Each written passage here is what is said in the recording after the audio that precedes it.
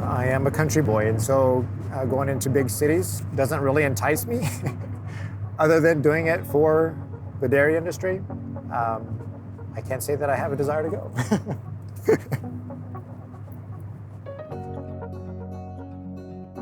Getting to visit with the senators, just to talk with them, to share our life, our story with them, is probably the thing that I'm most excited about on this trip.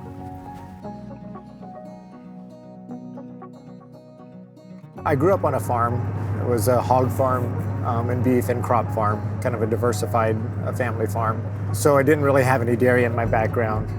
We took a family vacation to Wisconsin to visit some of my mom's relatives up there.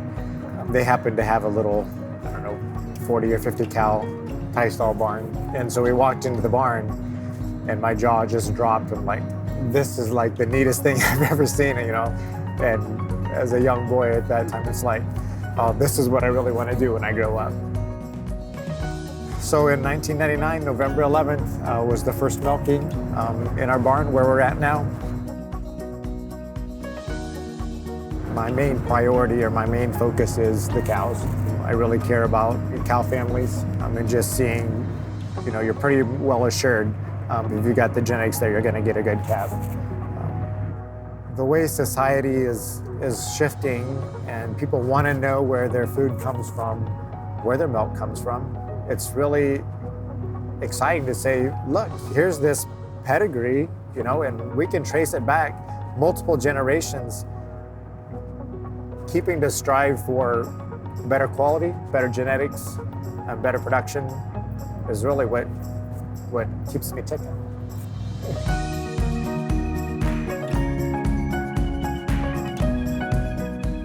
So the registered business is pretty important to me, and I really care about our members, you know, everybody else out there that aren't overly involved, but they milk cows and they enjoy what they're doing. And I really want it to work for everybody. I think there's huge opportunity for young families to have a dairy. Sometimes the registration part looks more difficult, but if people can see the value that it brings and the value that it can be to the consumer, I think there's a bright future ahead.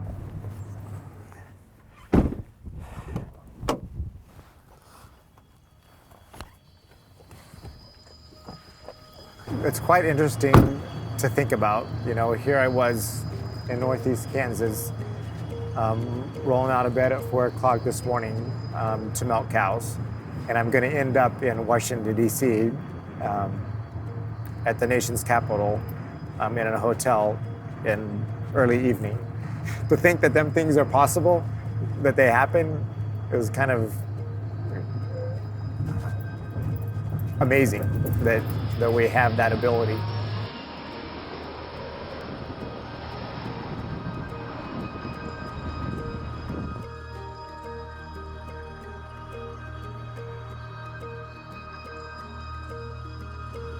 So yeah, we're here at the Senate office at the Hart Building, and so we plan to meet with my representatives and hopefully just visit with them about the dairy industry, American agriculture.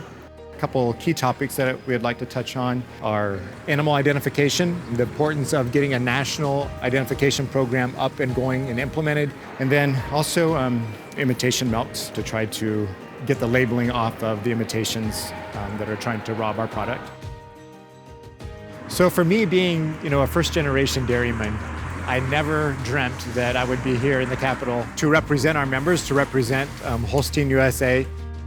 We are their voice, and so I count it a privilege to be here today and to visit with the representatives and tell them how we're feeling in the industry and what we anticipate, what we were looking forward to, what things down the road can help the dairy industry and American agriculture.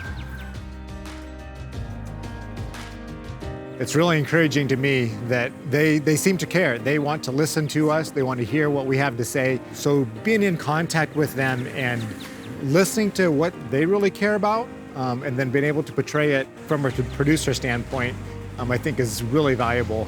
And I know a lot of our members can't be here, but I think the main message is just in their daily life, in their daily interaction, wherever they're at, to let people know what you do and that you enjoy what you're doing and how you do it. because I think there's such a misconception in society of what happens on a dairy farm, you know? So I think sharing that with just your neighbor, just the person who you're sitting beside in church. What keeps me optimistic about doing this is the optimism I see in my fellow board members. You know, our industry has been in a downturn for 5-6 years, but yet there's so much opportunity ahead and optimism that, you know what, we can change this. We're gonna move forward.